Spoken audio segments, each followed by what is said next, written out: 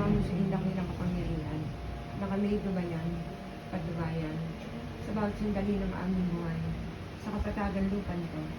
Ingatan mo ang bawat isa sa amin. Ingatan mo ang mga taong iyong inatasan, mga laga at magbigay kagamutan sa lahat ng may karamdaman. Food, pagpalang kamay, ang lahat na may sakit, nagulot ng virus na ito at mabang karamdaman, taglayin ng bawat isang nilalang. Masbasan mo ang bawat yamat ay pagkakaloob o ito'y magbigay kagamutan sa kanilang kalagayan. Nakilarami Diyos Ama, batid namin may nadahilan ng lahat na gaganap sa lahat ng ganito. Kung ito ang tanging kaparaanan, nakikiusap po kami. Pangalagaan po ninyo ang aming mga mahal sa buhay. Ilahin mo po sana sila sa mapansalang sakit na ito. Ilokob mo sa kanila ang basbas ng kalunagan sa sanlibutan ito. Maraming po salamat, Panginoon.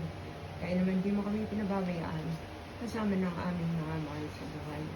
Ang lahat po sinasama namin sa pangalan ni Maestro Jesus, ngayon at magpakailanman siya.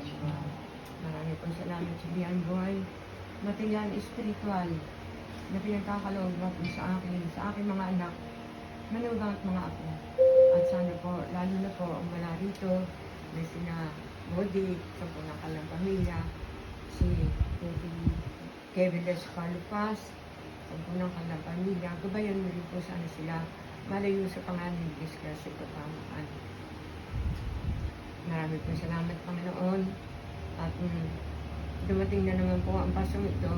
Ang Paskong ito, magkakasama pa po kami. Panginoon ko, marami po salamat sa mga kagamutan, kagaling at gutom na buhay na pinagkakaloon pa po sa akin, sa aking mga anak, manugang at mga ako. Ang lahat po din aming sinasama at pinagpapasalamat